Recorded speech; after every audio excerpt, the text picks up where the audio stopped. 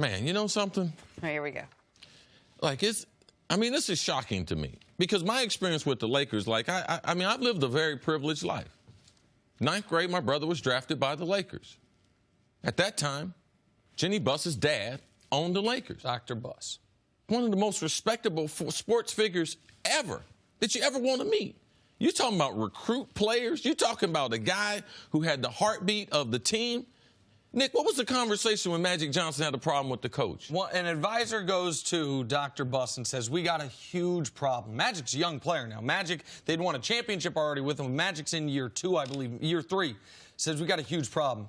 Magic doesn't like the coach. Magic wants the coach fired. Dr. Buss, the legend says, chuckled and said, what's the problem? I guess we're firing the coach. And just move. And by the way, when you now look back, who should? Paul Westphal or Irvin Magic Johnson. It was as easy of a decision as Dr. Buss knew it was back in the early 80s. Yeah, and back as far as I can remember, they have been a class organization. He had his heart and thumb on the pulse of the league. Veteran players would come there and potentially play for less for the Lakers. I mean, he had a roster of superstars. I mean, it was just normal for the Lakers to be able to get star players and to be able to play. As far as changing the coach, decisions like that, we knew who the boss was. And he always did things in a very, very classy, and that's the reason how they won all those championships. You can't get the number of stars that they have for the last 50 years and say, what was it? Was it just LA? No. The Clippers were losing right across the street, across town, before they got in the same building. No, it's more than the city. And it was about Dr. Buss. And now if you're talking about who is interviewing the coaches, Linda Rambis. Now, to me, I would be upset if Kurt Rambis, her husband. So this is not a male-female thing for me. And there's an element, C, where there was another report that whomever the new coach is going to be might potentially be pressured to have Kurt Rambis of a 65-164 career coaching record. Kurt Rambis, who in his 2 full seasons as a head coach won 15 and 17 games for the Minnesota Timberwolves, pressure to have that man, to have Kurt as an associate head coach on his staff. So why would maybe Linda Rambis be sitting in on these interviews? Why would an advisor of the owner be sitting in on head coaching interviews? One quick question, Monty. What are your thoughts on my husband as one of your assistants? This is ridiculous. And you said it's not a man or woman thing, and it's not, except for in this regard, it can be. And when it comes to Jeannie Buss.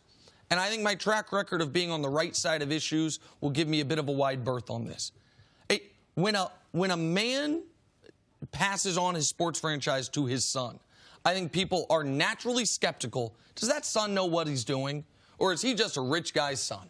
The dad built it, and then the son inherits it, and sometimes that son turns into a great owner, and sometimes that son turns into just the kid that inherited it. When Jeannie took over the Lakers from her brother, there was justifiably and rightfully such a celebration of a woman being in this position of power in the NBA at an unprecedented level that I think there was an element of not really peeling back the layers of, is she doing a good job? Does she know what she's doing? Because I think myself, I wanted a woman to succeed in this role. And maybe Jeannie Buss will succeed in this role. But now that there is scrutiny on her, now that we are seeing what the organizational decision flow is, Linda Rambis and Kurt Rambis and Kobe's old agent are your entire brain trust? I read yesterday the guy I've been calling for them to call, Gerson Rosas, the second smartest guy with the Houston Rockets, he's getting interviews. Not with the Lakers, of course, no, because why would you? Not when you have the Rambis family to lean on. LeBron takes all the heat on all this stuff. I almost want to flip the question. If LeBron wasn't there, would they have any shot at one of these free agents? If LeBron wasn't there, would this organization be anything other than a team in total disarray? Because since the season ended, they appear to be a team in total disarray. There's like a bit of justification now that we're looking back and we're hearing all this stuff, why Magic just didn't want to be a part of this anymore. It seems really messy at the top. And you have to ask yourself, what is he thinking? What is LeBron James thinking with all of this? Because he's taken a step back. At least we haven't heard anything. We all assume he wants his guy Ty Lue in there. But if that doesn't happen, it seems like, I don't know, more question marks moving forward than not. The problem is LeBron believes he can overcome it because they haven't made a bad hire, even though the process is messed up. Right. They haven't made a bad hire yet. When Luke Walton letting him go, that was a good decision. That's what Magic Johnson was going to do. But Magic Johnson was also going to get rid of Pelinka. So where they're going now is not where Magic Johnson wanted them to go. That's why he didn't even give Jeannie Buss the courtesy of calling her. Well, and I think the other reason we now know Magic didn't give her the courtesy of calling her is he's getting these emails of these two guys talking trash on him. Of course. I mean, of reportedly Jeannie Buss and Rob Pelinka not knowing he's blind copied on all basketball ops emails, and there's going back and forth. It's like when you text the wrong person, talking trash about that person. It's an awkward thing, tough to pull yourself out of it. Magic said, I think, man, like he said many times, I'm Irvin Magic Johnson. I don't need this.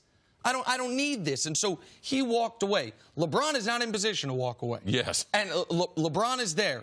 And now, because it doesn't look like they're going to hire the smart guy, doesn't look like they're going to hire a real president of basketball ops, we don't know who the coach is going to be, it's going to be, fairly or unfairly, on LeBron to convince someone to come play there. You and me can go do it. Let's go do it. Forget all the rest of the noise, and the weather's really nice, and the jerseys look cool. Like, that shouldn't be the Lakers' You got pitch. the same weather for the Clippers now. Absolutely right. Good point. And they have Jerry West in charge. And Doc Rivers. But the Lakers Rambis. have Linda Rambis. Yeah, So thanks for watching. Subscribe here to get the latest from the show. Also, be sure to check out more of the best clips from First Things First, or go watch a few segments from our other shows on FS1.